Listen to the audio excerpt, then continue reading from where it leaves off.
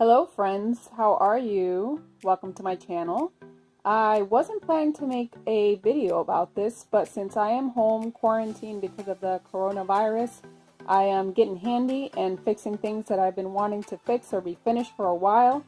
So here I am refinishing my Credenza or TV stand, whatever you want to call it. I am not a professional, I'm just doing what works for me. So I'd like to share it. I love watching YouTube videos, I always learn so much. So I'd like to share this little project with you guys. So this was a blue Credenza. I don't know what I was thinking when I painted it blue, but I am trying to refinish it, bring it back to its original glory. It's a really nice piece, and here we go. I've already started it. I wasn't planning on making this video, but I'll let you know what I did. So here are the drawers. A little bit more sanding here to do, but this is the pieces that go there, the hardware, and there we go. It's a really nice piece. I really like it. So I'll talk to you a little bit of what I did.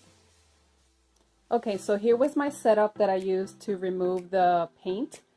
So I used this Jasco Premium Paint and Epoxy Remover. By the way, I also use Citrus Scrub, which is really good, but I threw it away because I used the whole thing. So it's really good stuff. This too, I bought it just in case to see which one was better, and I like them both. They're pretty much the same. This one is a little bit better in the sense that it glides better, like it's more watery, or liquidy. So I like that to to put it on a little easier. But the Citrus Scrub doesn't smell as strong, so whatever works for you. I used a little chip brush here to put it in, and then I wrapped it with plastic wrap. So this thing, I think it's like 15 to 30 minutes, and then you just scrape it off. With these things right here, make sure to use plastic because the metal will damage the wood. And then to take out this stuff, I've noticed on YouTube a lot of people do videos of just the top, just the top surface to use these things, and I wanted something that would show me how to remove it from these types of surfaces, which were very difficult, but I didn't find too many videos on that, so I had to kind of do it my own thing, or do it my own way. So what I did to get these areas, which are very hard, I still have to work on it a little bit more. So basically you have to use whatever works. I did it a few times, so you kind of have to use stuff to remove it like that, like so, or use a toothbrush to remove the stuff from there. I also, these are really good, but once they get the paint on them, they don't work. So they have to, you're gonna have to go through like 3 of these, or depending on your furniture, but a lot of these, because what this does is it removes the paint, but then it gets really yucky, like kind of sticks around for a while, so you have to remove it. I also use to remove after I use this stuff, I used this mineral spirits to clean it up, and I also had to use this. This is a wood soap. I don't know, you professionals can tell me if I did the right thing, but hey, it worked. It's an oil soap, and I mixed it with water in a bucket, and hey, I went to town taking off what I couldn't with this, and this gets soapy, so it kind of worked pretty good actually. I put it in a bucket with this thing in there, and then just scraped away. So just scrape it, and should take that stuff out. I also use these little things here because sometimes, it just didn't work with the other things. Let's see, right here, stuff like that. Just trying not to scrape the wood, obviously, but there's some little areas that this worked out really good. So there you go. So basically whatever works, right?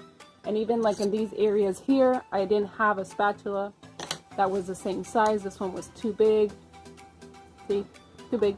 So things like this worked because I didn't have one and I didn't want to go to the store to get it. So there you go.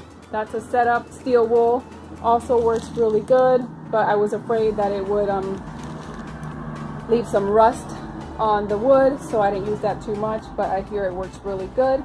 So anyway, so that's what I did to take out the paint on here. Like I said, I'm still working a little bit. That blue is very difficult to remove, but here I am. I'm going to finish that, and then I'll show you the sanding part and the refinishing part. Take care, guys. Okay, so here I go. I left it 15 minutes with this wrap over. See, I'm doing the top. So now I'm going to do this. Comes out pretty good. It's kind of cool, actually. Look at that.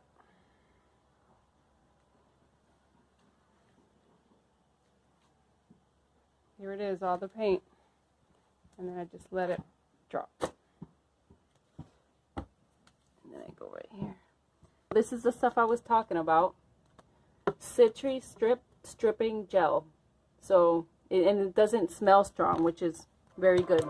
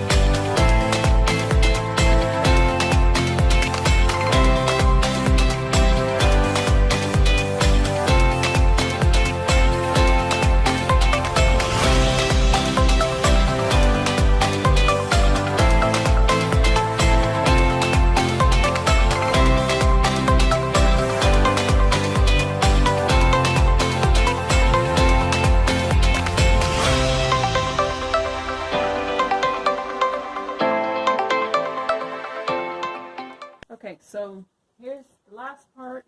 I will be using General Finishes oil-based Arm & Seal satin. Okay, with a paper towel. Gonna put it in here.